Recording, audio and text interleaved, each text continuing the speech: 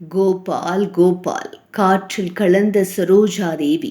Cinema shooting போது நேரம் தவறாமை வருவது இவரது வழக்கம். கண்ணிடத்து பைங்கிலி என செல்லமாக அழைக்கப்பட்ட சரோஜா தேவியின் மறைவு திரை உலகினரையே சோகத்தில் ஆழ்த்தியிருக்கிறது.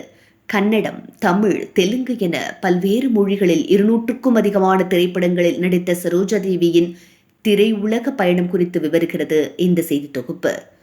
1955 கன்னட மொழியில் ஹன்னப்ப பாகவத தயாரித்த மகாகவி காளிதாஸ் என்ற படத்தின் மூலம் ஹீரோயினாக அறிமுகமானவர்தான் இந்த சரோஜா தேவி.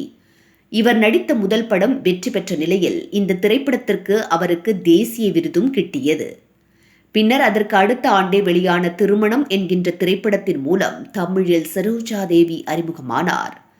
இந்த திரைப்படத்தை தொடர்ந்து புரட்சித் தலைவர் எம்ஜிஆருடன் நாடோடி மன்னன், படகோட்டி, எங்க வீட்டு பிள்ளை என 26 திரைப்படங்களில் நடித்திருக்கிறார். இதில் சரோஜா தேவியின் லவ் பேர்ட்ஸ் என்ற பாடல் அன்பேவா திரைப்படம் ஹிட் கொடுப்பதற்கு முக்கிய பங்கு வகிக்கிறது என்றே சொல்லலாம். இந்த பாடலில் அவர் கண்களால் வசீகரம் செய்யும் விதம் மற்றும் பாவனைகள் இன்றும் ரசிகர்களை கவர்ந்திழுக்கும் என்றே சொல்லலாம். பின்னாளில் தமிழ் சினிமாவின் உச்சத்தில் இருந்த நடிகர்களான எம்ஜிஆர், சிவாஜி, ஜெமினி கணேசனுடன் மிகவும் பிஸியாக நடித்தவர் என்றால் அவர் சரோஜா தேவி என்றுதான் சொல்ல வேண்டும். தமிழ் திரைப்பயணத்தில் யாராலும் மறக்க முடியாத திரைப்படம் என்றால் அது சரோஜா தேவியின் கல்யாண பரிசு என்று சொல்லலாம்.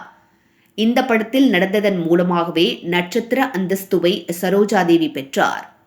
புரட்சி தலைவருடன் எப்படி 26 திரைப்படங்களில் நடித்தாரோ அதே போன்று சிவாஜி கணேசனுடன் 22 திரைப்படங்களில் நடித்திருக்கிறார் சரோஜா தேவி. சிவாஜி கணேசனுடன் புதிய பறவை படத்தில் நடித்து அவருடைய கோபால் கோபால் என்ற வசனம் ஏகோபித்த வரவேற்பை பெற்றிருக்கிறது. அந்த அளவுக்கு இருவரின் நடிப்பு இருந்தது என்றால் அது மிக இல்லை. இவரின் கொஞ்சல் பேச்சு மூலம் ரசிகர்களை சுண்டி இழுத்தார் என்றே சொல்லலாம். இவரின் அழகான கண்கள் அனைவரது கவனத்தையும் பெறும் அந்த அளவுக்கு கவர்ச்சி தரும் பெண்ணாக சரோஜா தேவி இருந்துள்ளார்.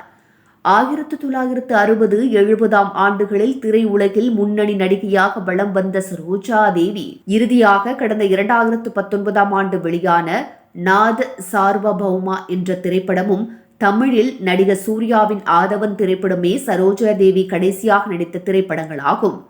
படப்பிடிப்பு எங்கு நடந்தாலும் எங்கு தங்கினாலும் சரியான நேரத்தில் காலம் தவறாமல் ஒழுங்குடன் நேரத்திற்கு வரக்கூடிய ஒரு நடிகை என்றால் அது சரோஜா தேவி என்றுதான் சொல்வார்கள்.